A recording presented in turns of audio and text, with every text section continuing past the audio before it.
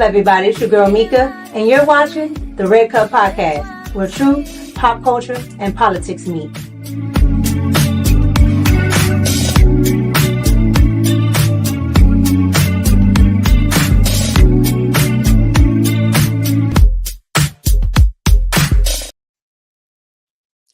What's up, everybody? It's your girl Mika, and we're back for another Red Cup Talks, but this is the live stream edition. So I want to welcome everybody. I hope you're having a great week. I hope you're having a great day, and it is the weekend, so I hope you have a good weekend as well.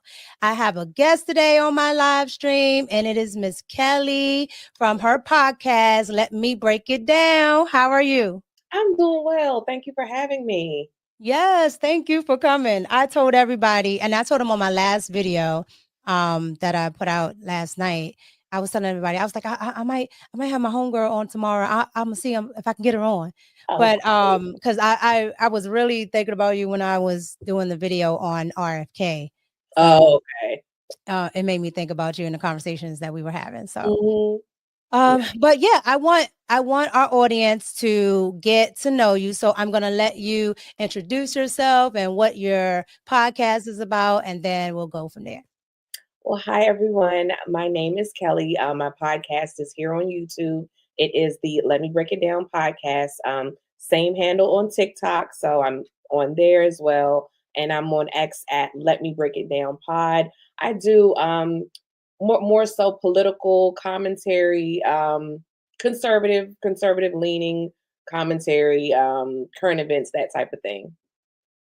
And it's crazy because how I found her was the fact that, one, she's in the conservative sphere, but two, she's in the same DMV area that I'm in. So that was a blessing. Yes. And then, three, she's a woman, and a woman of color. And Yes. I always talk about this, that there's not enough, women of color in this space. Yes. Like at all. Yes. Like you have, and I think the reason why like somebody like Candace Owens became such a, anomaly, outside the fact that she's very good, but she was a woman of color talking like this, like without like no hose bar. Like she just was just like, this is how I am. These are my thoughts. I don't run with the pack. And she kind of took the initial blow for others to come behind it because they gave her the business. Candace Owens ran so we could walk. Like I give her credit, and yes, that it's a shame that we are so. It is such a rarity, Again, when I saw that you said you were from the same area, I'm like, oh my gosh, she's in deep. She understands the deep blue state where we are in. And again, like you said, being of color and being females, it's so rare. And it really shouldn't be, because when you think about like our culture, people of color, different, we our upbringing used to be more conservative, but somehow along the way we shifted, and I don't know. I'd be talking about that all day long, but the only shift that I've noticed with people of color, because they like to talk about the Democrats and there's a change in the party. I'm like, when? From 1960 to 1964? There never was a change. Because that would be the only space in time that that shift would have happened. And everybody I remember hearing that the Civil Rights Bill. Yeah, I remember hearing that as a kid, but in your little kid brain, you're not going to think about it, because I remember learning that Abraham Lincoln was a Republican, he freed the slaves. But back to what you said is, as far as even 1964, they tend to think there was the switch because of Strom Thurmond. Strom Thurmond was a Democrat that had switched to Republican, and that was the whole. It was a very Goldwater thing. He was the only one. It was the only one. Now there was another guy, Robert Byrd, who was the oldest congressman, and we'll move on. I know this is boring to people, but he was the oldest congressman to have ever served. The dude was a founding member of the KKK and the attorney. Yes. He the guy, and when he died, he served, I think, for 60 years and Obama eulogized him. Hillary Joe Biden. Joe Biden. Oh, he was Joe Biden's mentor. So when people bring that up, I said, "Who? What are you talking about?" We can go to Robert Byrd. Robert Byrd was a Democrat his whole career, his whole life. And, like you said, they try to bring up the 1964 Civil Rights Bill. That only passed with the help of the Republicans because, the whole filibuster. It was a block of Democrats that the president at the time, which was Lyndon B. Johnson, who was a notorious racist, was on record for saying, "I'll have them N-words voting Democrat for the next 200 years," which he was right about it. And Yes, which totally correct. Side note on that, he had an illegitimate black son, but moving, back. Doesn't and Thomas Jefferson don't he have? Oh yeah. What was the woman? A lot of his kids, I think, still live in Virginia, like his family members. I didn't know his descendants, I should say. I didn't know that. But yeah, so what happened with the 19 Civil Rights bill was there was a block of Democrats, racist Democrats. Again, they never switched. That would not vote for it. They would not vote for it to pass. And Lyndon Baines Johnson had to go to the House Republicans to get the vote. And they never mentioned the 1957 Civil Rights Act, which they never talk about all of those that the Republicans put up. So that's why I always say, what, those 4 years there? Like they never talk about it. So I'm like, when was the switch? There was never a switch. We know, like, that's why I wanted you on, because there are a lot of people that have misinformation. They don't like to talk about the truth. Even if you are, a liberal, I can't stand when you don't want to talk, about the truth of the matter, right? They don't want to talk about, what racist things that, liberals do. Yes. And, they always love to point out, especially women. And, we're going to get into a lot of these topics here, but, especially women of color, they like to get into what Malcolm X said about Black women being the most disrespected. I'm like, why do y'all only hang on to one thing that Malcolm X said? Because he also said not to trust those liberals, especially the white liberals, but they never listen. Also said only a fool would let their enemies educate their kids. He said, I'm just like, and they'll say, "Oh well, the Republicans are racist." Yeah, but what Malcolm X said was the wolf, like it's a wolf. The Democrat, smile like a fox, and you think he's smiling, but he really there to eat you. But I say that all the time. I'm just like, I can't argue with nonsense, so I don't even try. I never know the facts. So what I wanted to get into today is, just everything that's happened over, the course of the week, and all the nonsense and everything that's been going on with Trump and the, picks and who he's putting in office, who he hasn't put in office, who they think he should put in office. They don't want him to drain the swamp, yada, yada, yada. Right. So we're going to get into that. But I wanted to start off our conversation with feminism. Okay. Because that is rampant this week. I have done a video on the feminists shaving their head, the 4B movement. I did a video on them leaving X. I've done a video on them leaving, going to this app called Blue Sky. I really want to go over there just to troll and look, but I've been stopping myself, but I wanted to go over there. But, I'm just like, feminism has really ruined not just, Black women and Hispanic women. It's ruined women as a whole here in the United States and worldwide, really. But one thing I wanted to get into was Snow White. So if you guys don't know, Snow White, the story of Snow White, I'm pretty sure if you haven't seen the movie from 1930 something, you know about it.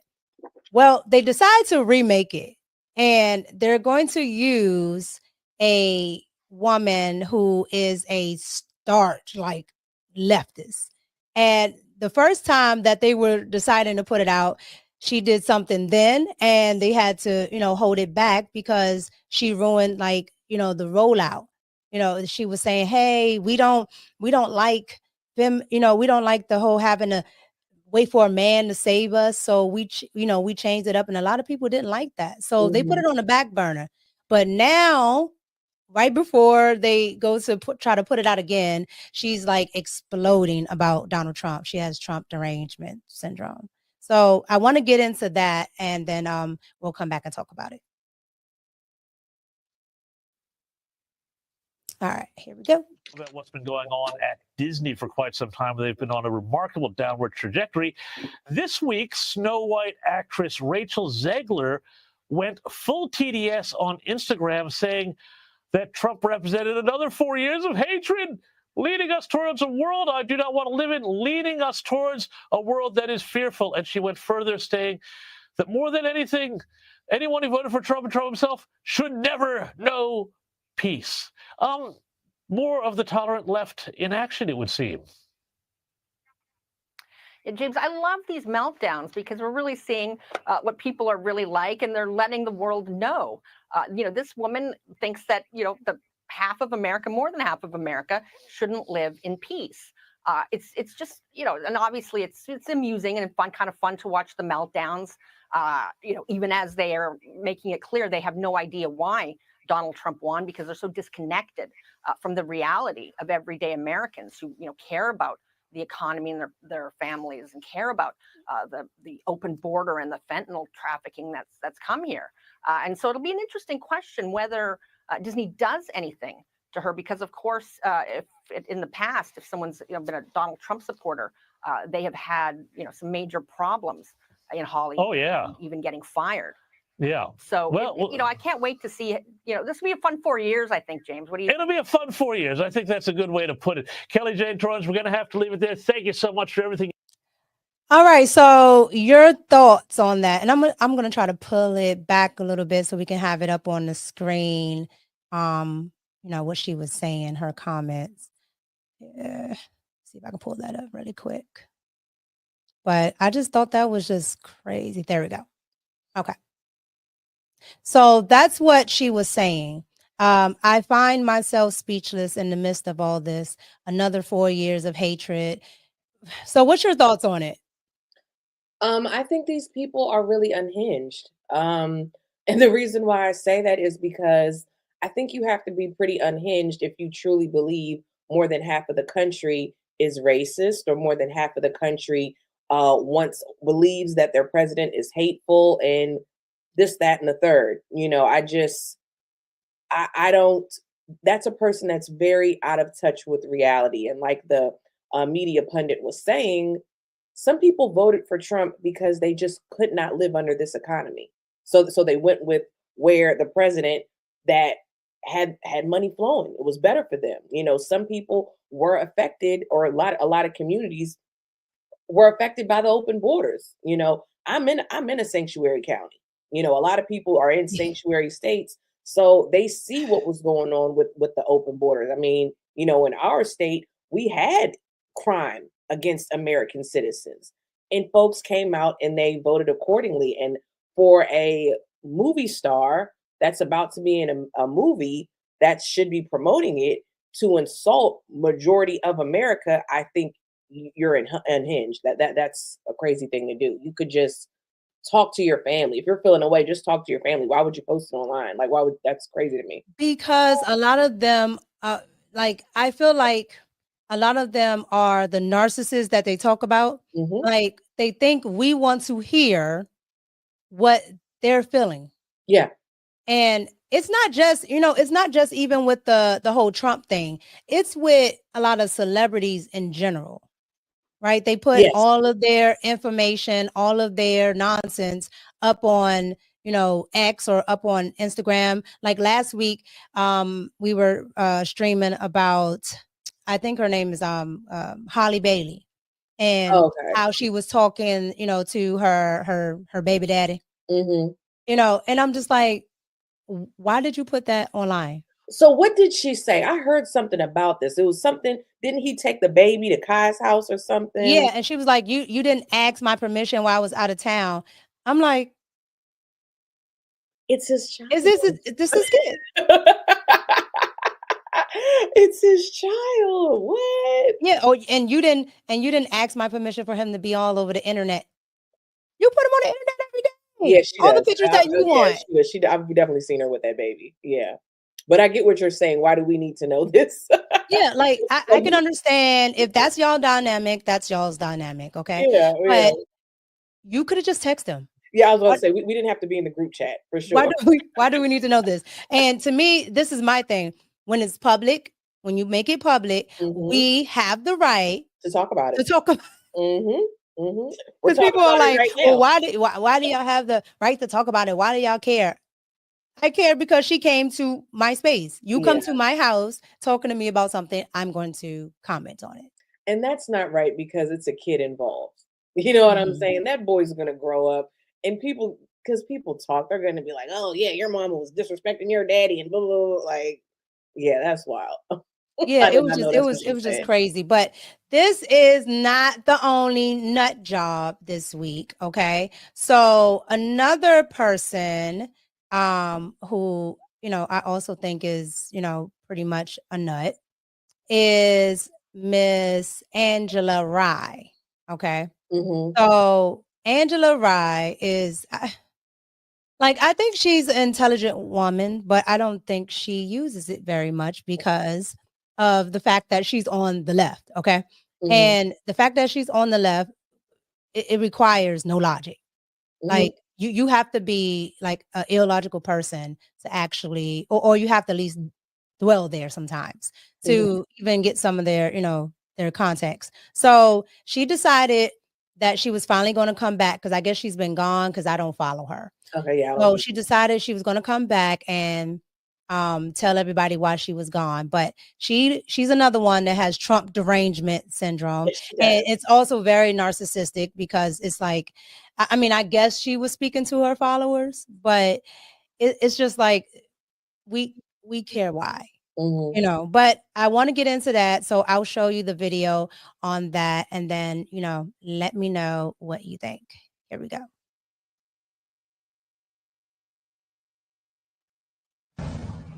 Good morning, everybody. I have not said much.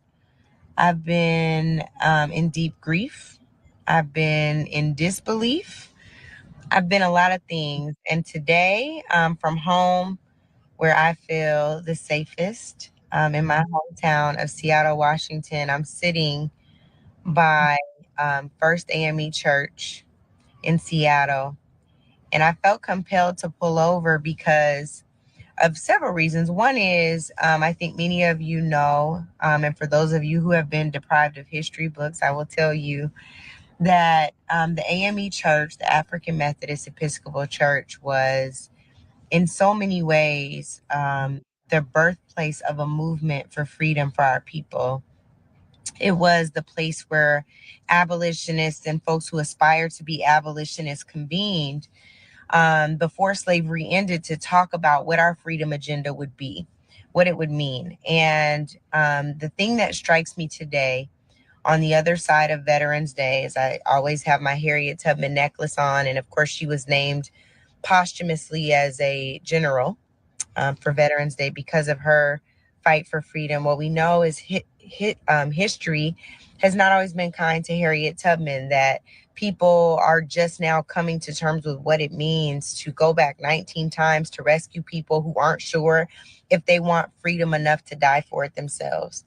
And what I would say to you is that freedom is always worth it, that freedom is not easy, that freedom is to be fought for, and most of all, that freedom is not free. And so what will your freedom cost you is the question. How will we yoke up together and stand shoulder to shoulder in this collective fight for freedom? What does our freedom mean to us? And that's something that I'm going to be wrestling with for the next several days, and figuring out what my role is in our collective journey to freedom. So that's what's on my heart to share with y'all today. Thinking of a child. I have so many thoughts, but I'll let you go first. Oh my God, she irks my soul. Okay, so here's the thing. My thoughts on Angela Rye. one, I think she's also a narcissist, but because it's just like, yeah. But two, I've never seen anyone say that they thought Harriet Tubman was, somebody that they thought, wasn't a part of American history, wasn't a part of, freedom. Like I've never seen even white people. I've never seen anybody like deny what Harriet Tubman, added to this nation, with freeing the slaves. And she did more, once she got to the North, she did more with the government, but what they also failed to, mention is a quote she said. And one of the quotes she said was, "I could have freed more if they only knew they were slaves." So with that, it's like a lot of those people, especially women on the left, I don't think they understand that they're still in that mindset that Harriet Tubman was talking about. So I'll let you go from there. Okay, so this is what, first of all, I just did not like the whole dramatics, the whole grief, all of this. I'm pretty sure Angela Rye is a millionaire. So she's definitely what like you're not like majority of Americans. First, like you're very, very blessed. You're very fortunate in this country. Number two, you're completely out of touch because you're talking about freedom when, let me take a step back. She's talking about the AME church, okay? When everything on the Democratic platform, majority, I'm not gonna say everything, majority is anti-Christ. And to me, that whole AME church thing, the Harriet Tubman, all of that was virtue signaling, and I hate it. And I hate that you're not even telling the actual truth of the history. We were just talking about the parties, okay? So she's talking about the abolitionist movement. Well, those abolitionists formed the Republican Party, which freed the slaves. It was the Democratic Party, which was the party of slavery. But okay, and I know she's probably one of those people that like to promote the lie that there was a switch. Fine, let's go with that. If you want to talk about freedoms, because she's talking about all these freedoms, well, who was the candidate that tried to take away our First Amendment speech? That amendment. I mean, when I'm talking about free speech, right? Harris was trying to have censorship on X, Twitter, Facebook. That's what they promoted. She did it on Meta. She got that through. Yeah, she did it on Meta. Not only that, but okay, we can take it to the Second Amendment. She was the one that said she supported mandatory firearm buybacks. So what freedoms are you talking about? Are you talking about the freedom to have an abortion? Well, that's already been left up to the states. If she's in Seattle, I'm pretty sure Washington has abortion up until the 9th month. That is a place that's so, when I say it's so liberal, it's so liberal. They have ruined that city. Yes. Like the homeless, all of that. And they had those homeless encampments, all of that. Like, to me, why she just grinds my gears. She's so out of touch. She's so out of reach.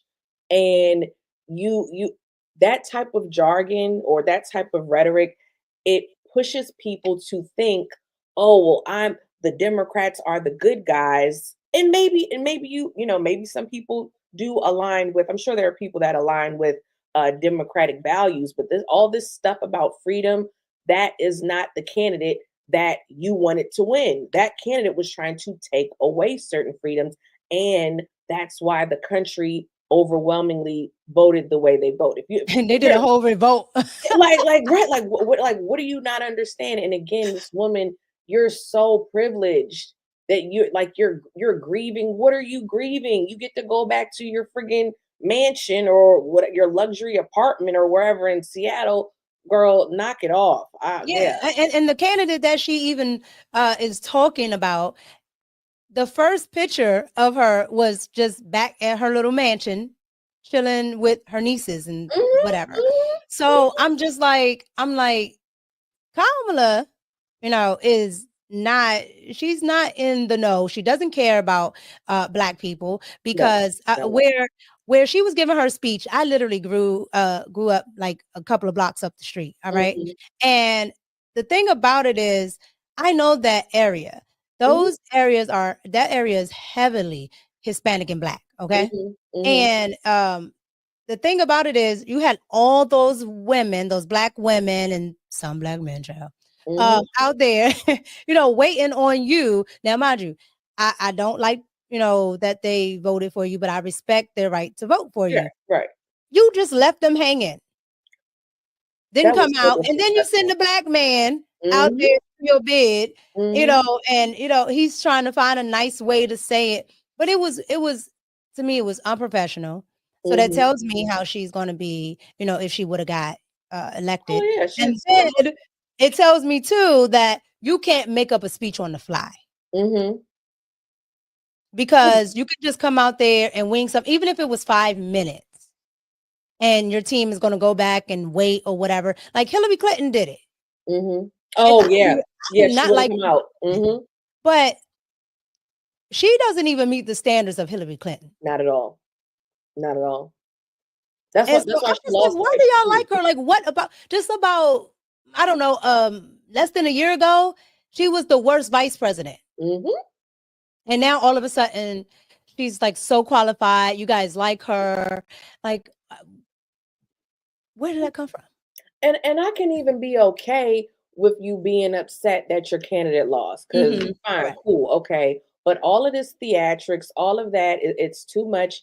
And they are the ones that are always saying, well, we got to unify. We got. No, you clearly don't want to, because you're clearly saying things to signal to your base that, that he's that this is going to be so terrible. The next 4 years are going to be so terrible, when you're going to be fine, lady. Just move on. Take the L and move on. Like that was right. Really and the last thing I'll say on this is, when they get into all of that, the freedoms, right? Like, what are you really talking about? Yes. Because the whole freedoms argument, right? Are they talking about like actual freedoms of what's in our Constitution, maybe certain things being taken away that we have rights to, right? Which would be a legitimate argument. But they're talking about the right to abort. Right. Like, they're literally not talking about anything else, because when they say women's freedoms, women's rights, I'm like, what rights don't we have that men have? Like, that's what I'm saying. Like, what freedoms do you not have? Because it was this, and I'm not trying to, if you have Democrat viewers, I'm not trying to beat up on them, but this Democratic Party, they were the party that was using lawfare against American citizens, the Amish. Like, what freedoms are you talking about? And if you're talking about abortion, you're in Washington, you still can do that. You still can do it. And the president does not supersede the SCOTUS. So I don't like, and she knows that. Angela Rye is not stupid. She knows. Yeah, and that's the other thing. That's the other thing that you just said. Why would all these people say, oh, she's going to get our freedoms back when she's talking about, abortions? And I'm just like, but Angela Rye, somebody, like I said, she's intelligent and she just acts illogical. Yeah, so she knows better. It's like, that she can't do anything. So what freedoms, what is she going to do about it? It's just a fleece, though, like the whole way through, right? So I'm just starting to feel like they're getting their hands greased at this point. Like, it came out that Al Sharpton got 500,000, right? But you're also a journalist on MSNBC.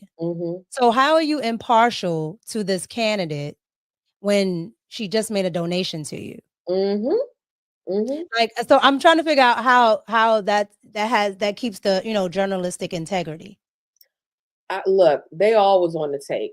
Al Sharpton, he's been on the take for a very long time, and that just goes to show you, when you really believe in a candidate, you will go out and speak and do what you can to help that candidate win. You're not doing it for a check. And what did you make of Oprah? Okay, this is what I think. And lying. Okay, so this is what I think. I do believe Oprah probably did not take a check. I think her company was paid the $1 million. And I think that $1 million went to, staff, blah, blah, blah. Do I think she might have took a cut? Probably, but I don't think she charged a Oprah appearance fee. You get what I'm saying? I think that $1 million, because I think it was $1 million that the campaign paid to her. I think that money went to Harpo Incorporated. You know what I mean? So that's why I think she could get away with saying, well, I didn't take any money. Like Beyonce came to that rally, was paid $10 Beyonce said million. Kelly was her staff. Huh? What'd you say? I said Beyonce like Kelly was my staff. I had to. Yeah. She took that $10 million. That was a check to her. She cashed it fine. So with Oprah, I think it was a little different. I think the $1 million was for Harpo, whatever, for doing the whole town hall thing. Yeah, I can believe it, but I don't think it cost Oprah's staff $1 million, right? Like I think they probably spent money on putting people in that town hall. Oh yeah. Because at the end of the day, like you can go get, and a lot of people don't know this, right? There are agencies that if you want a crowd, right, you can literally go pay the agency and they will, they have people that want these gigs where they get paid, a couple $100 or whatever to go stand in a crowd. They do it for artists, they do it for all types of people, politicians, whatever. So I'm like, that's probably some of it. And then, maybe the production staff, because they had the venue and everything. So I'm thinking maybe 200,000, maybe. And it's still her company. So it still went to her, but I'm looking at it like, I don't think it was a straight up appearance fee. I get you. Like that type of thing. And still you're Oprah, you're a billionaire. You could have not took any money if you really want. If this is the candidate that you really, you like, come use Harpo Studios. Exactly. She has it. You're Oprah. You have the money. You could say, hey, keep that campaign money. I really want you to win. Take that $1 million, put it for ads. You know what I'm like that. I'm sure Elon donated millions to Trump's PAC. Like Elon did all that. Yeah, he did like 75 million. Yes, yeah, because he's a billionaire. He had like multi-millionaire over. Yeah, and that's the other thing. They always keep talking about, Trump has the billionaires, right? And I'm like, so Mark Cuban is a billionaire. Oprah is a billionaire. Beyonce is, whether it's hers or from being married, is a billionaire. So I'm just like, well, that's just flat out not true, because first of all, she raised the most money of any candidate ever, and she had 80 billionaires donate to her campaign where Donald Trump had 50. So her party is the party of the billionaires. That's a fact. She's used, like, they're not telling people that Kamala is a big fundraiser. Like she used to do that out in California. Like she can get like donors to actually donate. They say she's good at that. I believe. I can see that. And she's a woman. She's nice looking. Yada yada yada. I get it. Okay, cool. But I'm just like, how do you expect to be the leader of the free world, and girl, you can't have oversight on your own campaign? She ran. Okay, let's break this down. She ran for, what was it, 170 days? Not that long. She blew $1 billion with a B and still managed to be $20 million in debt. That was just your campaign. And we were supposed to you were supposed to run the country. And they'll say it's not her, it's her staff, but she picked them. Oh, it's still her. I'm gonna blame her, because again, it was Harris Walls. It's your campaign. Like, no, like you're supposed to be what they say, the buck stops with you. Yes. Okay, so the buck stops with you. What's up with your campaign? And on top of that, she got Biden's money. Yeah. So I'm just like, you're getting you're getting Biden's money. And I'll say this with Biden real quick.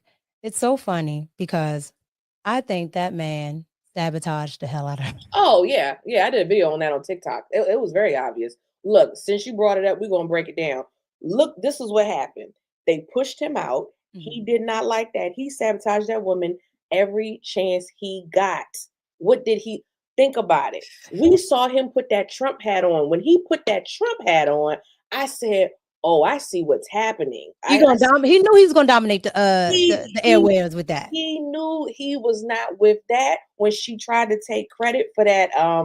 You know what I'm talking about. It was that whole the boycott, the longshoreman strike.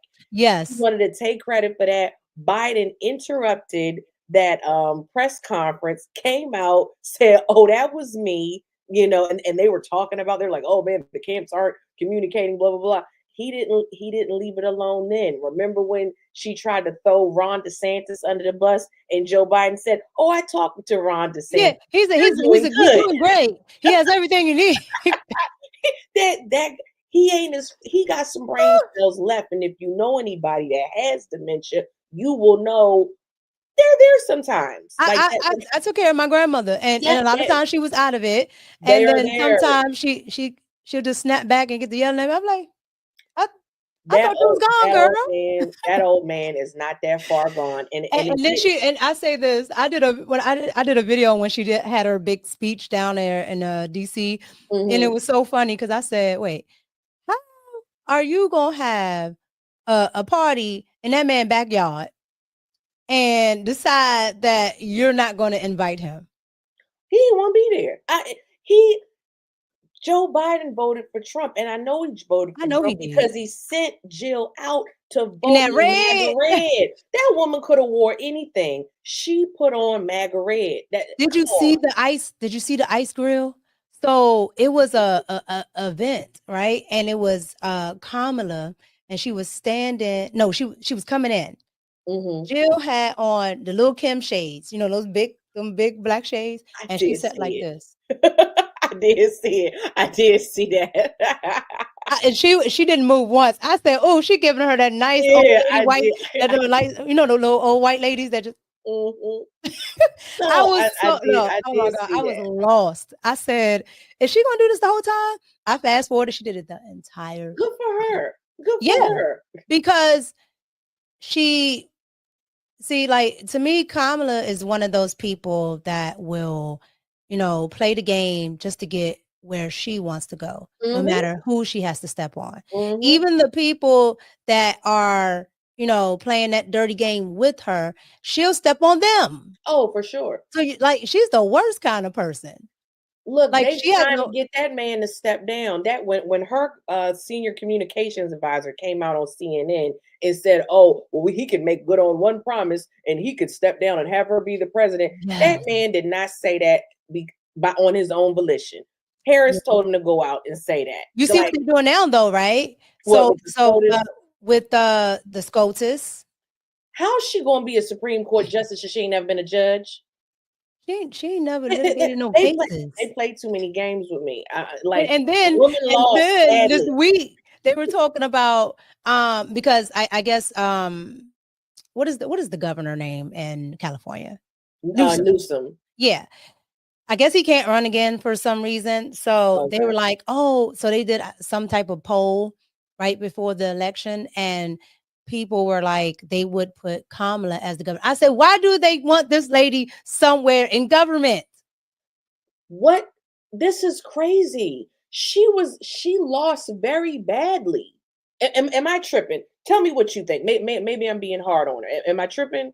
No. Okay. That woman is horrible. Why would you want a loser, a bad loser, to have another position, a senior position in government? Like, that woman need to go back to being a senator. That's what she was before. Go back to being a senator. Take your L and move on. I don't know why they keep trying to push this woman on us. The American people, they spoke out loudly. They don't want her. They don't want her. Like, give it up.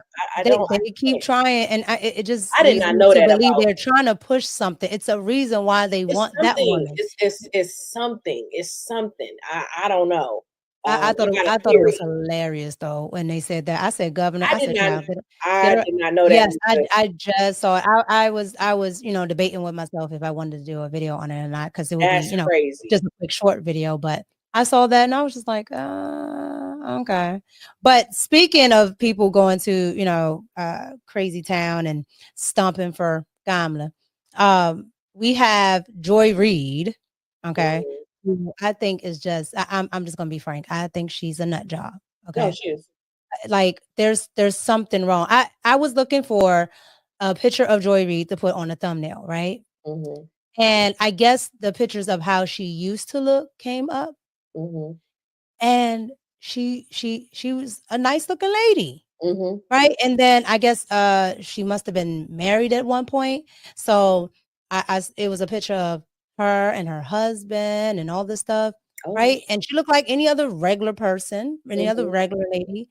And then it switched to what she looks like, Trump on down, like 2016 on down. And she looks stressed. Like that hairline is here. What's I up said, with that? choose the stylist that told you that you could go blonde when your hair is not only thinning, the line is gone. Because when you do that, one, those chemicals put stress on your hair even more. So I'm like, who told you that this was a great idea for you to do this?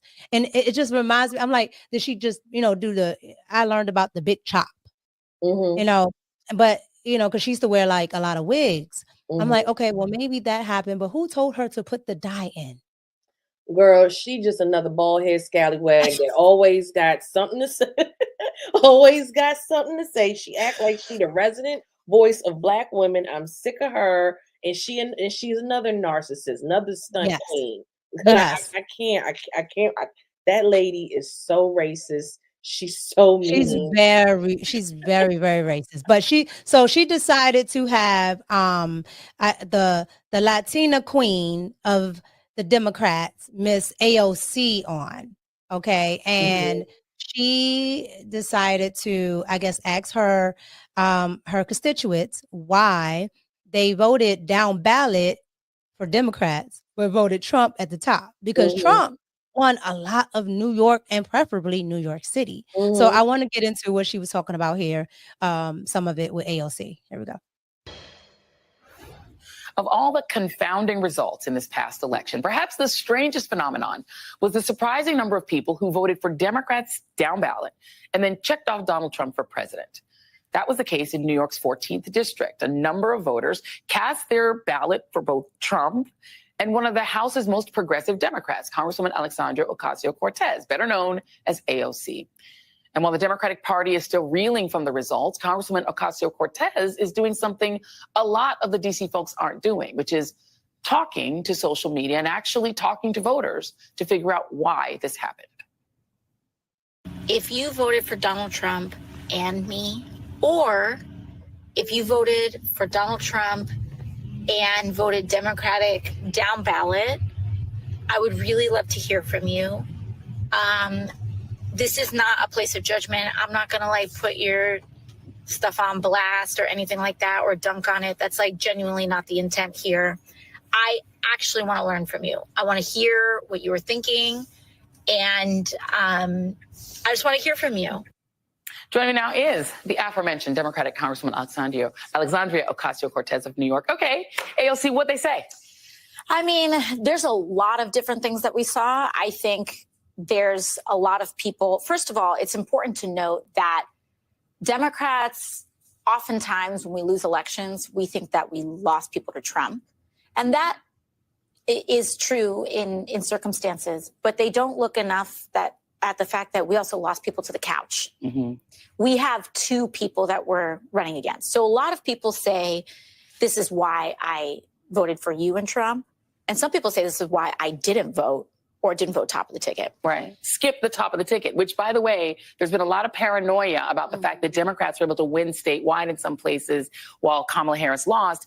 And I keep trying to tell people there are voters who go in and either just vote the top, Trump voters who will say, I just want Trump and don't care about Republicans, and the reverse, who say, I'm not voting top of the ticket, but I'll vote everybody else. Right.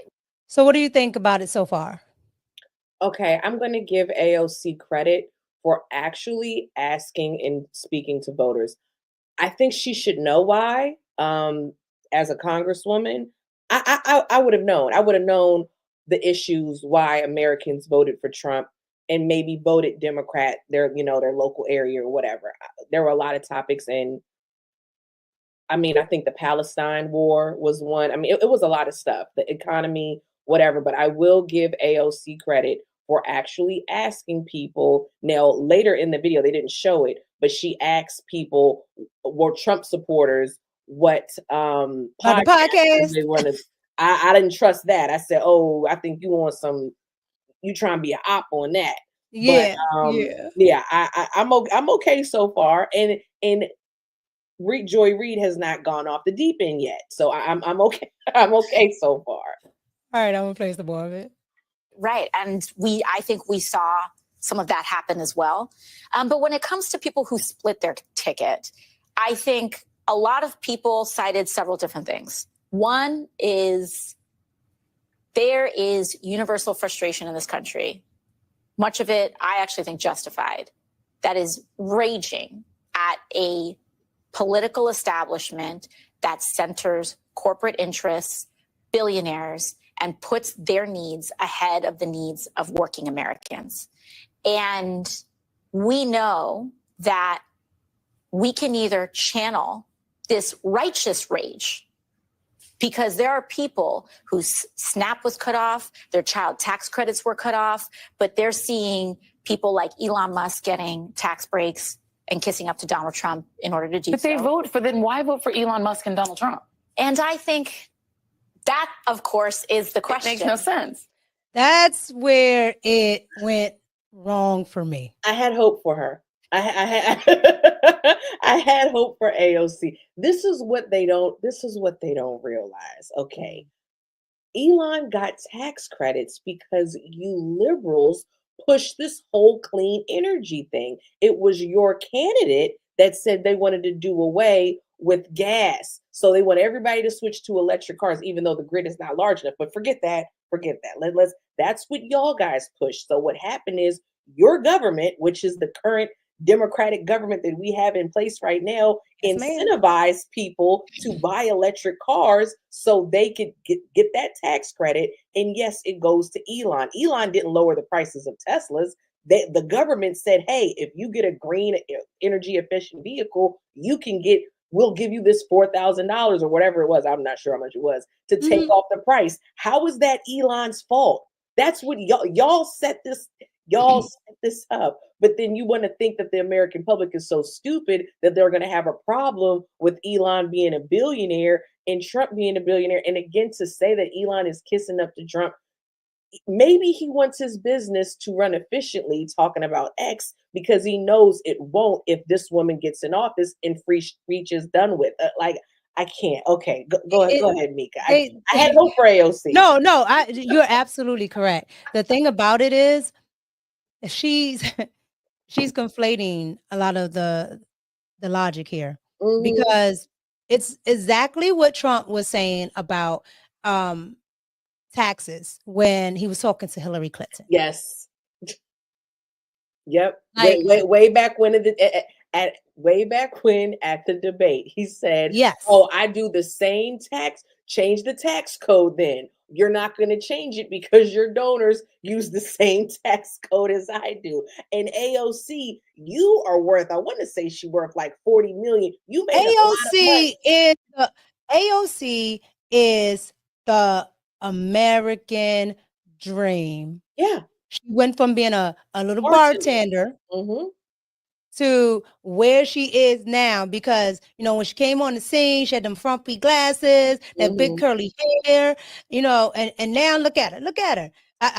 That nose even look different. I'm gonna let her slide. But, she's a millionaire And a lot of people, I don't know why they keep voting for her, but a lot of her base feels like she sold out. She was at so I subscribe to a couple of New York stations so like I can get the news or whatever. And she was at, I guess, I guess it was something that maybe like was groundbreaking or something, and she was speaking, and like they were protesting, and they were just like, yo, how come you aren't doing, something about this? And I think, to answer her own question that her and Joy won't even address, I think the reason why those people voted for her and Trump, which is the oxymoron. Yeah. I don't know why you vote for AOC, but I think most of those people know that she's going to still give those snaps and whatever she's talking about, right? But where are they putting those immigrants? Right. In her district. Okay. And torn districts like that, because the Bronx is full of them. Right. And when people were on the street doing man on the street, a lot of Latinos in the Bronx were just like, yeah, they got to go. And they're like, wait, you're Latino. What's your point? Right. And they're stealing from the bodegas. So a lot of Latinos, losing money in the communities. The COVID restrictions, took a lot of those businesses down. So there's a lot of things that, the federal Democrats have done that they don't like. Right. And so they're coming up a little bit in logic to put, Trump in. They got to stop voting for that lady. But yeah, nevertheless, that is a reason. Well, one of the reasons why. And she won't, like, she even kind of hesitated to say, well, they're voting for Trump. Yes. But, they also voted for the couch. Well, why did they vote for the couch, ma'am? Right. I don't know why they don't get it. They really don't get it. And what's disappointing, the people told you why, AOC. They told you. It was not because of Elon Musk trying to kiss up to Donald Trump why they voted for Donald Trump. Why would those people care about that? I think they think, and which is, sad in itself, but I think they think that the people are dumb. Yeah, I think so too. To me, they have to think this. Because otherwise, why would you have to go and ask these things? Yeah. Why is it like such a shocker? Like, I'm surprised that a lot of these people think that those polls were like, it's clear to me. I don't even know what goes into a poll or anything. I've never been asked. But when I would see those polls, I'm like, it's no way. If you just, I've never done a man on the street, but I pay attention. I listen to things. I watch other man on the street interviews. And, just for my own environment, I'm just like, there's no way Harris is winning this. Oh, well, you got to take into account which polls, because a lot of polls, because I actually was following the polls. It was a guy, his name was Election Time. He would take all of them, and he was very accurate, and he would have polls that were very accurate. But back to your point, I've never been polled. I don't know anybody that's been polled, and what happened in the past with Trump. A lot of people quietly vote for Trump. They don't say anything. They just cast their ballot, go on. So that's why back in 2016 they were so shocked that he won, because the polls didn't have him up, because those people knew they were going to vote for Trump. They just didn't say anything. So and Joy Reid did like a segment, and I did a video on it. Excuse me. Joy Reid did a segment where, she broke down the numbers, which, was fine. But the thing about it is what they were feeling, what they didn't even factor in all of that is the people that never actually vote. Like the Catholic communities, they never really vote. They came out. The Amish, they don't vote at all. And there was a grassroots movement that I followed on TikTok where these people were going and to the Amish community and registering them to Scott vote. Pressler? I think it is white guy. Yeah, really tall, long hair. And he was just like, yo, these communities don't vote. So, we're gonna have to, get them to vote. But he said they got like hundreds of like 100,000 or something. 180,000. Yeah. Yeah, because I was following it too. Yeah, it was like Yeah. 180,000. So they're not taking those people into account, right? They Mhm. take they take the usual suspects. And if you ask me, because this is just my opinion and my thoughts, I think the percentage of Black people are higher. Thank you, Mika. I think the same thing. I'm a bit of a conspiracy theorist. I think they I'm a whole conspiracy. Okay. I think that they are purposely saying Black women only came out, or the Black women vote only voted 9%.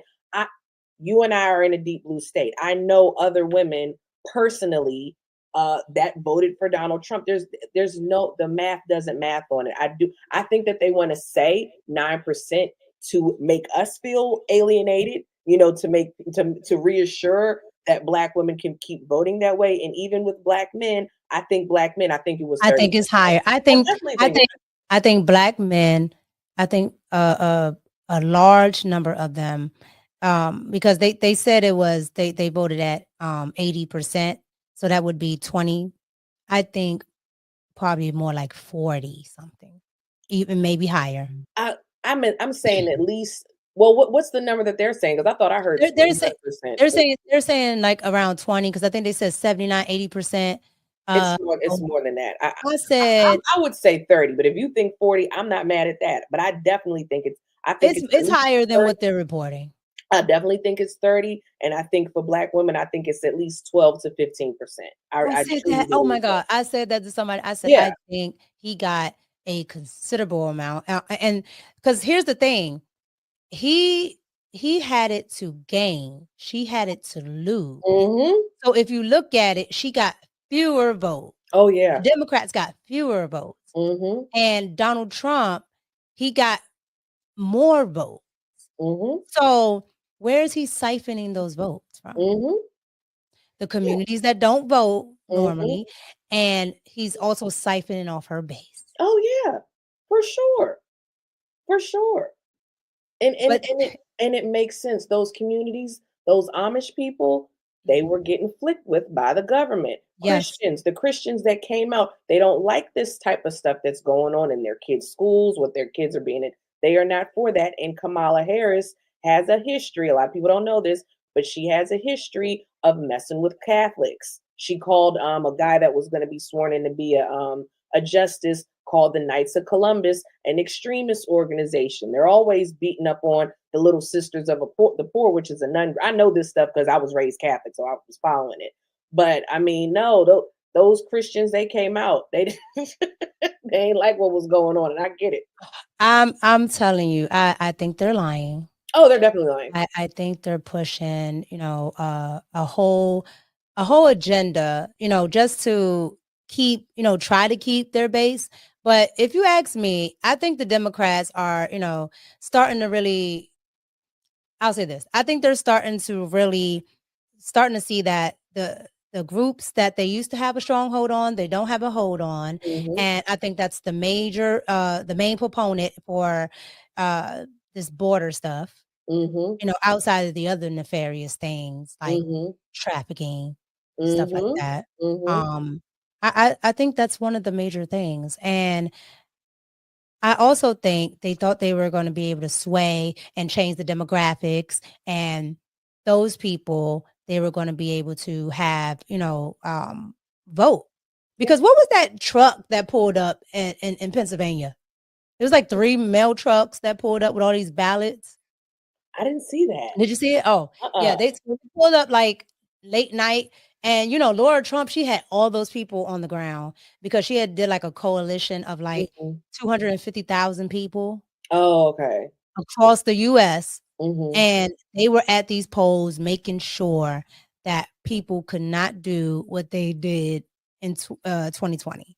Oh, that's amazing. I did not know that. Yeah, they were watching them, and the states were so mad because and you just kept hearing reports that the directors of this and that were going back and forth with the poll watchers and all that. Like the poll watchers was on they Good. Well, they got a long history of cheating. yeah. But so they pulled up with that truck, and Mhm, I was like, damn, they're gonna try to cheat. They're gonna cheat. They're gonna cheat. mhm. And for some reason, those votes they didn't get counted. And when they went to look at them, a lot of them, they said it was on the wrong type of paper and all this. I said, yeah. And they got caught like that in Arizona. So I can only imagine what it was in Pennsylvania. Wow. That's crazy. Yeah, it's a lot. They do too much and they don't really report it. But I want to get into some of the beef with The View. I call them the Golden Girls. That's good. I call them the Golden Girls because man, they squabble just like that, and they talk all the time about their affiliations and what they think is best for the country, but they always say they're not putting somebody forth, but they never, and I do mean never, have like dissenting voices. Like anybody that's been on there that's been a dissenting voice, they've kicked off. Like what's her name, Megan? Oh, okay, yeah, Meghan McCain. Barbara Walters couldn't stand them. She left. What was the lady, the black lady? Was it Raven Simone? I know Raven Simone was on there. Was it Sherry Shepherd? I think Sherry Shepherd. Yeah, it was either her or that other lady, Star Jones. Oh, I that was way back in the day. I forgot about Star. Yeah. So anybody that seems to be outside of that whole talking point, or just might have a different opinion about things, even if they're still liberal. It seems like they try to get rid of those voices. But now, I would say in the last maybe like 8 years, they've been really on, just ever since Trump. They've been really on. They're radical. They're really they are really radical for sure. Yeah, like it's almost like the Golden Girl version of Joy Reid, and 4 or 5 of her. But they're just like the ones that are supposed to be Republicans. That girl is not a real Republican. She's a neocon. I know who you're talking about. Yeah, and she's a neocon. And then Anna, who's she's Cuban, right? And she used to be a Republican, but she's not a real Republican. I keep saying this. I don't think she's a real Republican at all. I don't think so. She doesn't have conservative values. No, because the way she talks about certain things, I'm just like, there's no way. There's no way. But so they were talking about Trump's new picks, and I want you to see how they talked about it, because Whoopi can be a bit much. Here we go. Anyone could process that. He also picked, you ready? Co-host of Fox and Friends Weekend. Not even like regular. Weekend. Pete Hegseth? Hegseth? Yeah. Okay, Pete Hegseth. And he's picked him to be U.S. Secretary of Defense. Now, MAGA supporters and detractors are trying to figure out what? Because of this pick. But take a look. Obviously, it's weird, and there's only one reason he's doing it, because he's on Fox News. Look, I was stunned when I saw it, but then it made all the sense in the world. It also helps that the guy you're looking at is central casting. This is an incredibly serious time in the world. It's an incredibly serious cabinet position, and I don't think Hegseth is a serious person and a serious pick. Now, if you're wondering about the impact of this possible new Secretary of Defense, here's his take on women who serve their country. You don't like women in combat? No. Why not? I love women service members who contribute amazingly, because everything about men and women serving together makes the situation more complicated, and complication in combat means casualties are worse.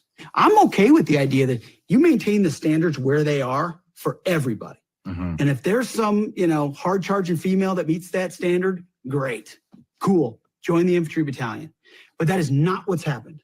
Yeah. What has happened is the standards have lowered. So, all right. So we'll continue in a second, but what's your thoughts so far? First of all, she doesn't know what she's talking about. Pete Hegseth, because I am familiar with that pick. He's the real deal. Like, yeah, okay, yeah, he's on Fox and Friends, but he is a decorated soldier. So I don't get that. And my thing with why they got to be quiet and a liberal can't say anything to me. Can I take rights? Can I show the screen? Can I share something? Yeah, go ahead. Okay. This is why I can't take any of them serious, because did I pull it up? I got it right. Hold on. This is the director of HHS. Oh, I'm Admiral Rachel. That's the head of HHS right now. Okay. Not and then we have this. This is the other thing why I can't take none of them serious. Okay. This was the other cabinet pick. Now, I don't know who that is. Who is that? Sam Britton was appointed by this current administration. The dude is a thief. The guy, that's how he normally dresses. And he goes, and I'm not misgendering him, so nobody come for me. He goes by they, them. This guy was like 32, was a cabinet member in the Department of Energy, I believe. And he was a thief, stole a black woman's African designer's luggage, took her clothes, wore it on the red carpet, okay, to various political affairs. The woman saw him on Fox News, and a whole report came out. So I don't want to hear anything about these liberals and our picks when that's who y'all had. So I'm look, Pete Sedgwick is the real deal. And again, after who they had, she don't have no reason to talk. Now look, I don't, like my followers know this, but my best friend, okay, he was gay. He's deceased, but he was gay, and I was around a lot of people, that were trans, that transition all the way over, and a lot of them, some of them, I had to open my eyeball to check and see if that's not like a woman, right? That. Like, what's going on? Look, and here's my beef with Rachel Levine, because they're talking about what he said about women serving, which I really don't have a problem with what he said. Rachel Levine, again, the head director of HHS, fully supports children transitioning. Okay, fine. That's that person's belief, fine. But then Rachel Levine also said that their greatest achievement was having kids. So how can you support children transitioning? If a child transition, they won't have the greatest achievement that you was able to have because you waited until you was an adult to friggin', to transition. And Sam Britton, I told you, he was a kleptomaniac, stole two people's luggage before, and after he was appointed. So again, nah, Whoopi got to be quiet. Whoopi got to be quiet on Pete's on Petey boy. Nah, he's the real deal. That is. I didn't know that. You're gonna Look have me up, research you that. look up. Yeah, no, I'm going to do a whole video on that. Trust me, I'm going to look that up. Yes. But I'll let Whoopi finish her. That's not true. So is this the guy who's qualified to make decisions about the most powerful military in the world, who clearly does not know anything about the military? And also I feel insulted. I'm a morning TV host, and I've been here the longest. Yes. Where's my ambassadorship to Italy, Donald? Was it something I said? Beyond what he's saying just about women, the scary part is the Secretary of Defense is the highest ranking member of the federal cabinet, and there is a budget of $841 billion. It's the largest government agency. It operates 4,800 sites in over 160 countries. And as someone who right now, we stand here with a country that has a lot of turmoil in the Middle East, in Russia and Ukraine, even in Asia with China. makes me more than a little worried that you're picking someone who has, he served for 5 or 6 years. He was mid-ranking, never has worked in the government. And you can say the government's bureaucratic and get an outside person that's going to clean it up, but it hasn't been cleaned up yet. And therefore you have to understand the place you're going into to operate it at its most efficient capacity. So it's alarming. That was what. Okay, so here's my thing on what she just said. He was there 20 years. He's been in the service 20 years. Yeah. So not 5 or 6. He's been in lead positions, and on top of that, he has like 2 Bronze Stars. I said he was the real deal. Look, you got to let me take over again because I got to show you who we have right now. Okay, why they got to be quiet. This is who he's replacing. This is who he. Yes, this is who Pete said. What's on his face? Exactly, Mika. This is the current Secretary of Defense, who, by the way, was having secret meetings at the Pentagon trying to discuss how they're going to maneuver with now Trump in office. That's I saw that they were having meetings. So what and I cannot think of that woman's name. But so what she's saying, she wants the old guard. She wants business as usual. She wants bureaucrats because she thinks a new person has to go and be what the American public do not want more of the same. Right. And she literally just said it. Right. She was like, I know, bureaucrats and blah, blah, blah, Washington. Yes. And so you understand these things. Right. And the thing about it is they think career politicians are the way. Right. When if you look at the history of the country, the president, the senators, all those used to be just regular people. Which they are. Yeah. Until they become whatever. You got AOC, who was a waitress. So a waitress can now do what? Make policy. Because what would have been her, I don't know, her need to run? She has no experience. You don't need it. Like, you don't need experience to say, oh, well, this is how we're going to govern. How do you do it? You're a citizen of this country. You don't need all of that. Yeah.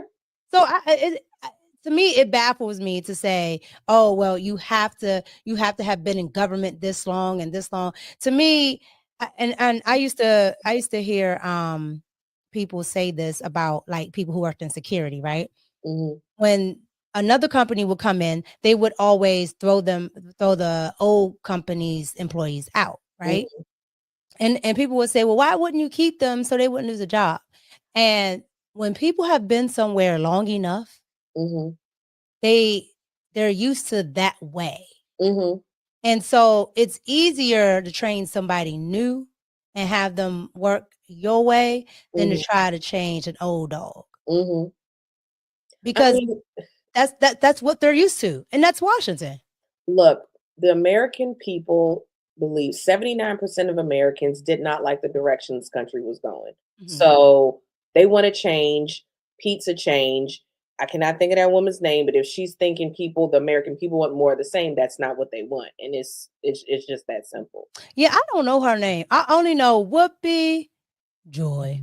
She's on a game show I used to watch. I can't. Joy? No, that woman that was talking. She's on a game show. I don't know. It's called The Chase. It comes on ABC. Alyssa, I think the other lady's name is, and then of course Sunny. Yeah. Mind you, the 2 worst people on here is Joy and Sunny, and they both have like happy names. Yeah, I know that. Like Joy Reid. Yeah, like, there's nothing joyful about it, but I'm gonna let them finish.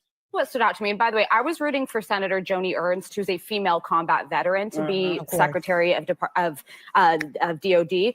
But my issue here is, listen, he served this country admirably. I'm grateful to Pete Hegseth for his service.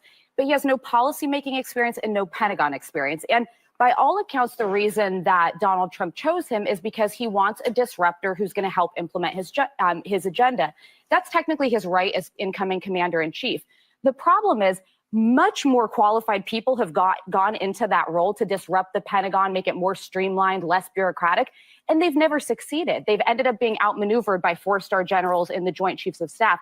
So even from Donald Trump's own intent and purpose with this guy, I think that he's going to spend weeks just trying to navigate the Pentagon. It is 1 mile around. It's huge. It is a huge. I work there as a Pentagon spokeswoman. There are 3 million people that will be under him on day one. The entire U.S. Armed Forces, the entire civilian population that reports to them.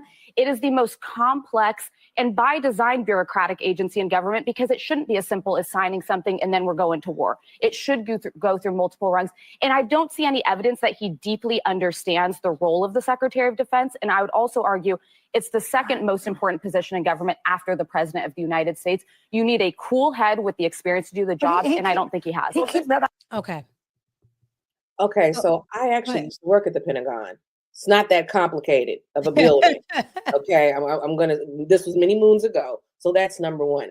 And she was getting there, but then she missed the mark. This is what she doesn't understand, and what these liberals don't understand. Trump wants people that are loyal to him, because when he was in office, what happened? He had to fire a bunch of generals because they disobeyed orders. So she may believe, and I do genuinely believe that she thinks that there are other more qualified people. Well, guess what? They are not loyal to him. He wants a loyalist. Like she said, he wants somebody that's going to go in there and execute his agenda. And as the president, like she said, he has the right to do that. That man will be okay. But again, having more of the same is not what the people want. I just look at it. I look at it like this, right? So she's talking about he doesn't have, there's nothing that she's seen that, makes her believe that he can lead all of those people and yada, yada, yada. Well, there's nothing that Kamala Harris has either. And you said it, the guy is a decorated soldier. So with rank. So he's been in charge of people. So yes, and probably thousands. Yeah. Okay. See, I didn't even know that, but I believe you. But yeah, because when you get into certain rankings, right? Like you're in charge of hundreds and thousands, right? And so to me, that would be more experience because and she's like, it's the most bureaucratic agency because it shouldn't be the stroke of a pen and go to war, right? I agree with that. However, that's exactly what Kamala and Joe Biden did. No, they didn't ask anybody to go to, the Ukraine. Wars are decided in boardrooms. Yep. That's how it goes. And again, we got to talk about it again. The current secretary, they were having secret meetings, on what they were going to do, on how they were going to maneuver, I guess, this transition or whatever. That to me, and maybe I'm dramatic, it sounds a little treasonousy to me. Why are you having secret meetings to figure out how you're going to maneuver a direct order? It should be a direct order. Like I don't know. Yeah, it's they all do this. It's strategic. That's why when I saw Liz Cheney come in, I said, "Oh no!" I said, "That was so stupid." You guys, I don't care if you are not Republican. She's a neocon. You better vote this lady out. She's another neocon. She's another neocon. The daddy, he ran the entire Bush era. Like he ran that. They are both neocons. And that was the dumbest thing Kamala could have did. First of all, you're a Democrat. Why would you bring out a Republican that even Republicans don't even like? What was? Yeah, you could have brought out like Lindsey Graham or something. That would have made that would have been better. That would have been better. Like seriously, like that was. But they're not too keen. And they're not too keen on Lindsey Graham. Like I don't. Right, but he tends to be more sympathetic to liberal ideas and things like that, right? Okay. So that would have been somebody I would have said, oh, okay, I can see it. Liz Cheney, that tells me that the establishment, yes, wants her. It doesn't matter if it's Republican or Democrat. Yeah, they wanted Kamala in because she would have got this presidency and she would have disappeared. We would have been in war, and we'd have been in war for 8 years. It would have been it. She'd have been in the basement. Yeah, like like Joe Biden, and she doesn't have to. Every position that she's ever had, she never had to do anything. Everybody else did it. I said it's really remarkable when you think about it. I said, that woman need to put, forget the art of war. They need to put a book out of Kamala because she done came up all the ranks. They call it nothing. Scammer. Scammer. Oh, the Indians be on her, child. I love it on TikTok. But like, how do you come all the way up there? Like, that is the biggest scam that you can pull. And it's just like, and so it shouldn't be for somebody to come up that far. You should be able to find, records of her doing all of this stuff. They cannot find anything. Anytime she did the same thing Barack Obama did, voting like president. They're very similar. They're the same. They are very similar. The only difference is he's actually good at speaking. He's charismatic. She's boring. Yes. That's the difference. Yes. Like, I can see why somebody would like Barack Obama's he was definitely likable. Personality. He was a likable candidate. She's not like yes. I hated his policies, but if I never looked at his policies, he would seem like a nice person. Oh, for sure. Right.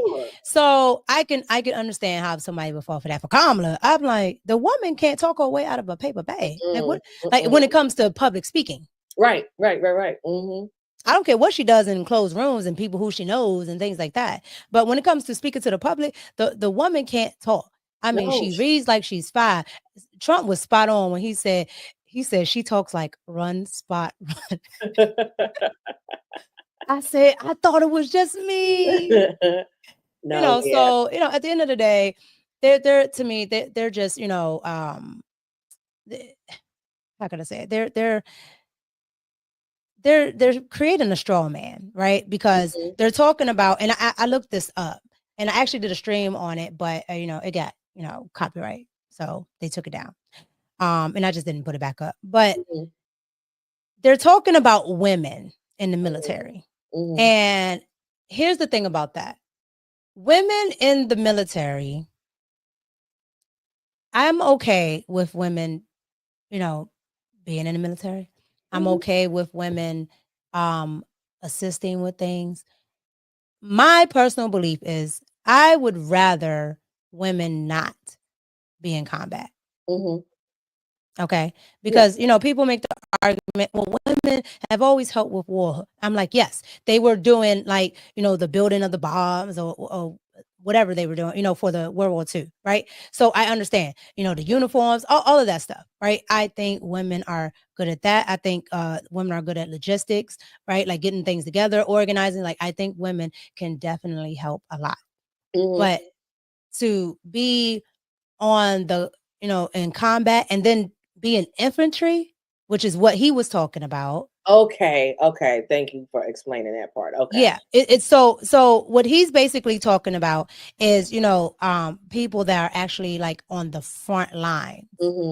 I know, because you have to be able to, help out not just yourself, others. The average woman is about 5'4" at best. Maybe if you're on the taller side, 5'5", 5'6". The average white woman, tends to be, without, obesity or anything, tends to be about 130 pounds soaking wet at the most. So, and the average woman in general tends to be, well, now American standards, but women before, obesity were, anywhere between, 140, maybe 150. Like, you're not carrying a man. Men and women are not the same. And I don't know why these people don't understand that. We are not built the same. I'm with you. Not only that, and this is something that he didn't speak on, but I can't remember the figures off the top of my head. I don't want women in those certain areas because what happens is a lot of times they get raped. Like the sexual assault cases with, first of all, a lot of men are raped in the military, and a lot of women are raped on, well, maybe that's what he was whatever. talking about with the when he said when you have men and women serving together, it gets conflicted. And he didn't really elaborate on it, but I can tell where he was going with it. Yeah, He was like, you create issues that don't need to be there. It is right? And women can say, well, men shouldn't do this. Da, da, da, da. It's war. Hey, right, who's gonna be there to police? Who's gonna be there to police? And what's messed up, what happens is it's all internal. So there's no outside investigation. I mean, I can't remember the statistic, but it is very high with women being assaulted, like female soldiers being assaulted. That's just the reality. And again, back to what you were saying, we are not the same. Men and women we're not like physically, we're just not. Now, when I did my research for that video, they showed that there were two women, okay, that passed the Army Ranger test. Okay. So, like he said, if there's some badass out there that can pass it at the same, as a man, yeah. But why lower the standard? Oh, we definitely shouldn't be doing that. Yeah, we cannot have a DEI army. Yeah, and that was the thing. When Joe Biden got in, no, I'm sorry. I think that was Obama. I'm sorry. He was pushed to. The general was pushed to actually, integrate women into the military. And I'm just like, for what? We're not the same. We're not the same. The former head of Secret Service, and I cannot think of that lady's name, but you know who I'm talking about, the woman that worked at the chip factory.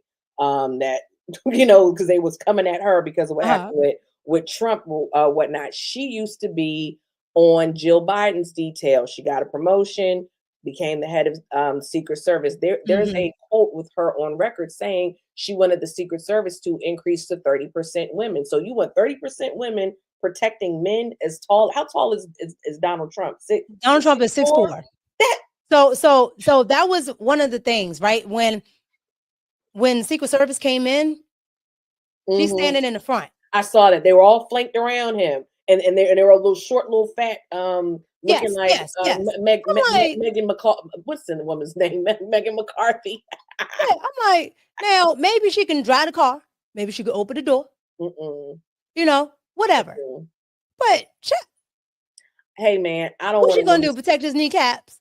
I don't want a woman. If I ever need security one day, I don't want a woman. And this is not sexist. Like, it kills me that, because I tell people this all the time.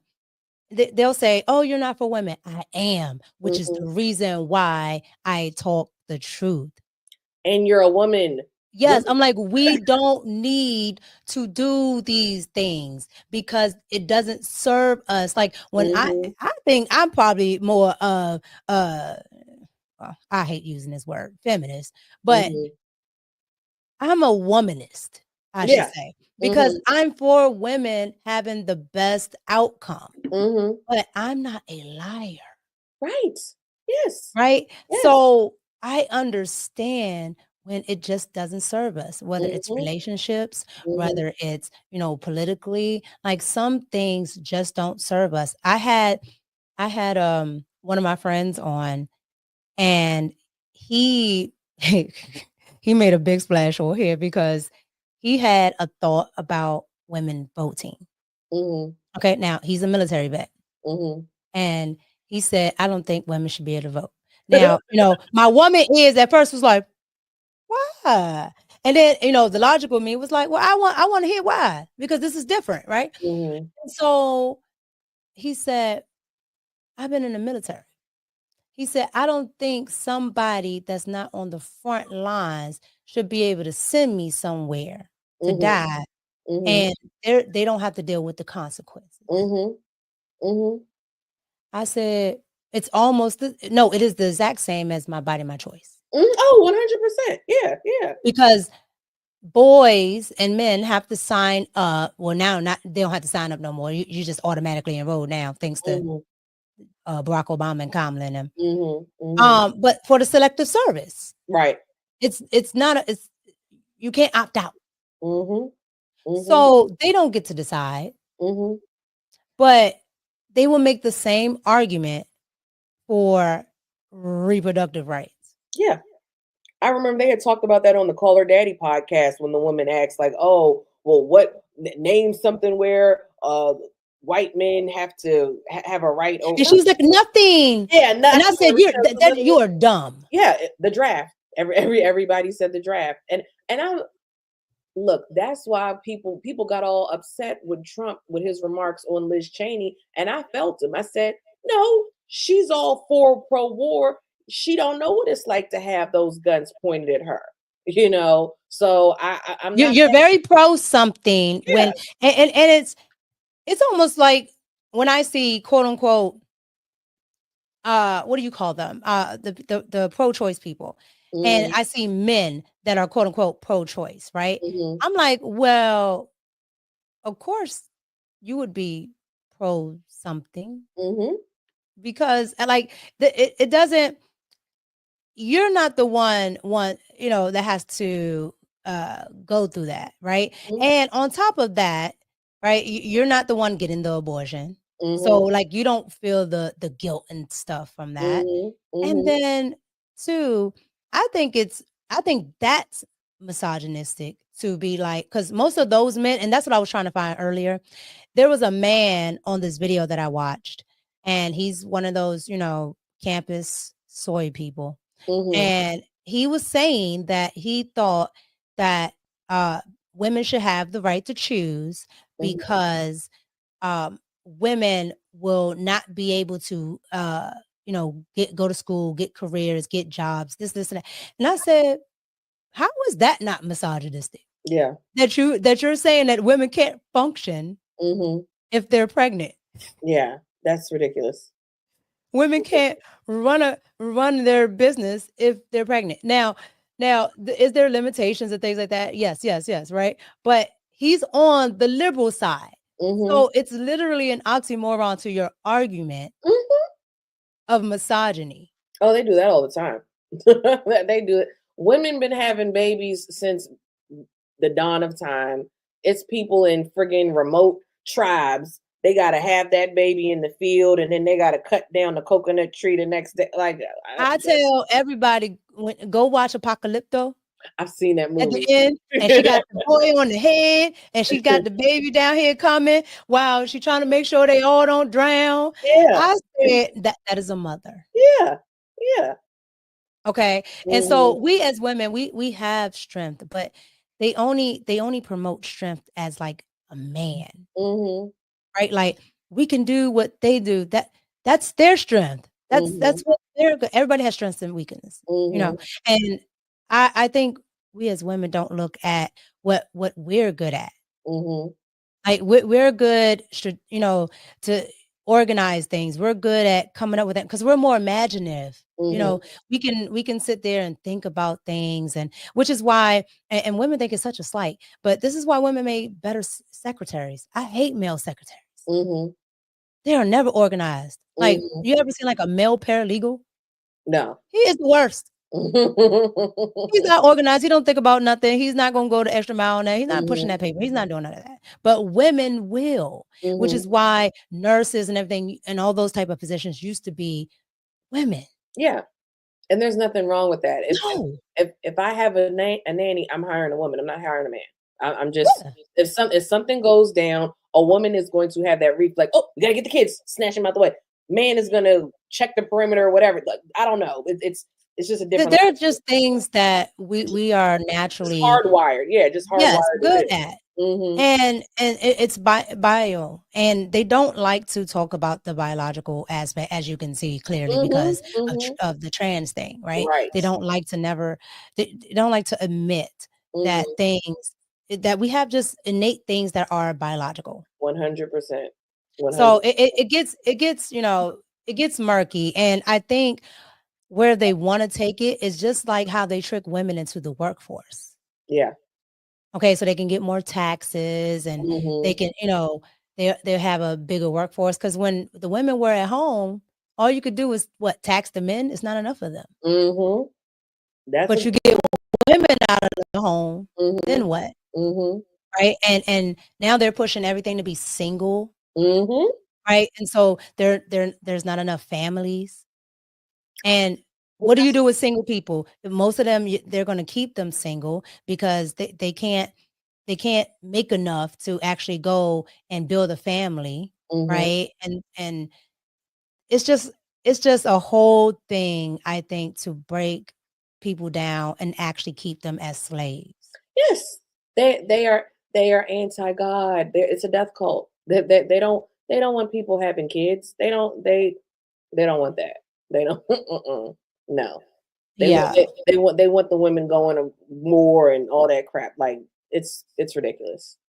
So I wanted to get into this one is like so sad. But the Lincoln Raleigh trial.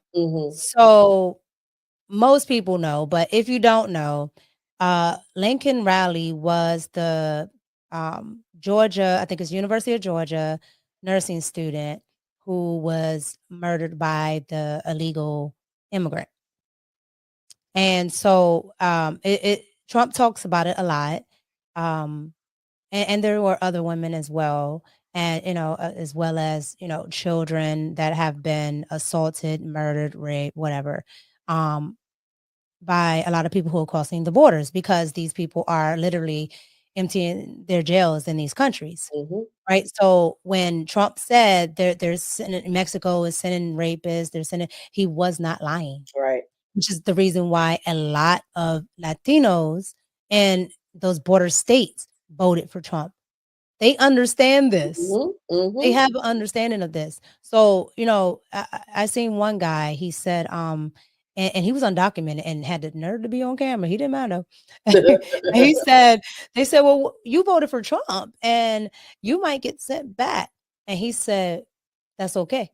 And they were like, well, why is it okay? He's like, because I'm doing this for my kids. He's like, I want my kids who are American, right? Because they've had them over here. And he said, I want my kids to be able to live in a better place. He's like, so if they got to deport all of us, they got to deport. And them kids gonna get deported too, because well, if they have someone here that's legal that they could stay with, a real sponsor, not those signs they send those kids with, knowing they sending them to people that traffic. Yes. If they have a sponsor, could stay with a nana, umbrella, let them stay there. But I understood what he was saying.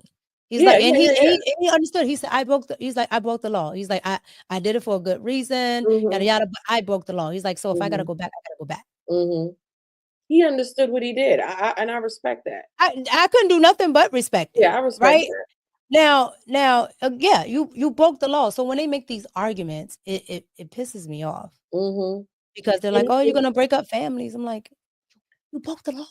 Hey, that's what happens if somebody had a child and they broke the law, they got to go to jail. The kid don't go to prison. What's the difference? There is no difference. It's just very political. So I want to get into Fox's report on some of the trial that has started. Riley is just one of several victims, and that's what Madison was just talking about. Others around our nation right now who are dealing with the scourge of suspects who came across the border illegally into this country under the Biden-Harris administration. In focus now, Tom Homan, former acting customs director and incoming Trump administration border czar, a critical title at this moment. Tom, we are exactly where you said we would be if we didn't take a hold of the border, sadly. It is. And we don't know about the cases where young Americans have died at the hands of illegal aliens because a lot of the sanctuary cities don't even take foreign national information. because they're sanctuary cities. They don't they don't want ICE to have access to information. So it's much worse than we imagine. And here's this guy, and I want people to think about this, especially these Democratic mayors and governors who said they're going to put roadblocks in what I'm trying to do when I come in as a border czar. Go talk to Laken Riley's parents. Sit in this trial. Listen how this young girl fought for her life. She didn't want to die. She fought to survive. She fought for her last breath. He destroyed her phone when she called for help. Put yourself in her shoes. Put yourself in her parents' shoes, and tell me you want to put a roadblock up from President Trump trying to remove these criminal threats from the country. It's disgusting. The 17 minutes or more that we learned about in court today, that were talked about in detail, Tom, really do signify exactly what you're talking about. They're calling it a fierce fight. And the DNA evidence and all that has been collected is what they're talking about in detail this morning in court. And I'm just curious, you have been protecting this country. You have been part of what keeps us safe for years. In this particular case, what is most troubling about how this is laid out to you? So this was preventable. This administration came in and unsecured the most secure border we have on purpose. This person was not only released into the United States, he was given a free airline ticket to the city of his choice. He was given free lodging. He was given free food. Right now, his attorney's being paid by the United States taxpayers. They didn't have to do this. We had the most secure border in my lifetime. When President Trump had illegal immigration down 90%, when 90% less people were coming, how many young children were getting married, weren't getting married by illegal aliens? How many pounds of fentanyl didn't get into the country to kill 250,000 Americans? How many women and children weren't sex trafficked, because we're up 600% in that? How many non-suspected terrorists didn't cross the border? This administration came in, opened the border, and all these bad things happened. They need to be held accountable. What they've done is borderline treasonous, in my opinion. And I've met hundreds of angel moms and dads, and every story I'll never forget. And everybody wants to know, why you get so emotional on Fox News? Why do you yell at members of Congress when you testify? Because the things I've seen in my 34 years have made me who I am. I'm sick and tired of the death that's caused by open borders. President Trump's policies, when he locked that border down, he saved thousands of lives. He saved thousands of lives of migrants who make that journey. Joe Biden's over 4,000 migrants have died entering this country. A quarter million Americans. President Trump's policy saved lives at record numbers, not just American citizens, but illegal aliens too. And this administration abolished the whole thing. And now we're stuck with what we're stuck at. All right, I want to go forward and back a little bit. You mentioned the resistance that some of these Democrat governors and leaders are having against what you and President-elect Trump are planning to do. How do you fight that? And how do you then kick these people out of the country?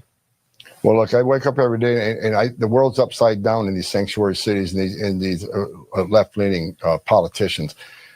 They want, all of a sudden, my dad was a cop, my grandfather's a cop, I'm a cop, we're family cops. We're at a situation now where the cops, the ones who want to enforce the law, now we're the bad guys. But the ones who break the law, they're the victims. So for the mayors and governors want to step in the way, look, you can either help or get the hell out of the way, because we're going to do this job. The American people give President Trump a mandate. We're going to protect this country. We're going to force immigration laws. And look, I can't believe there's any mayor or governor who wants to push back on us. President Trump has made it clear. We want to concentrate. Our priority on this operation is public safety threats and national security threats. What elected official doesn't want public safety threats and national security threats taken out of his community? You know what? For God's sakes. Write their names down. Because what you're talking about is getting rid of the worst, the criminals among us who broke our first law of sovereignty when they came across that border illegally. And some of them, 13,000 that we know of, still trying to figure out where they are, committed murder in their countries before they got here. I mean, yeah, I think it's pretty simple. The American people have spoken. Write those lawmakers' names down if they didn't listen to those people who voted. Look, I want to get to this. I know your focus has been on children. There are a huge amount who are missing and exploited, migrant children under the Biden-Harris administration. And according to an August DHS report, the Biden-Harris administration lost track of more than 300,000 migrant children. Headlines from as far back as last year have been calling out this problem. Former acting DHS Secretary Chad Wolf put it this way. The Trump administration is probably going to have to initiate a pretty large program to find the over 330,000 children that the Biden and Harris administration has lost in the immigration system. We have a child smuggling and trafficking crisis because of the policies of this administration. And you've got to take steps to reduce that and disencourage those children to come across the border to put their lives in the hands of cartel members. You can't just simply sit back. And look, we have seen the DHS secretary in front of Congress in the last year or so, and they were trying to put forth, well, there are 80 to 85,000 of those children that they know the whereabouts of. First of all, how do you lose 300,000 people who may or may not be legal in this country and are underage? I mean, that just seems unfathomable. Look, Secretary Mayorkas is an embarrassment to the position he holds. Under this administration, more than 500,000 children have been trafficked into this country, and this administration released them to unvetted sponsors. They stopped the DNA program to make sure these are actually family members.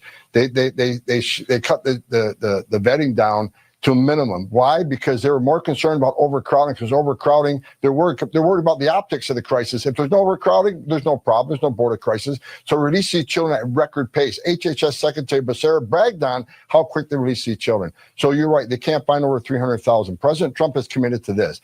He's got 3 rails. So number one, we're going to secure that border. At the same time, we're going to do a mass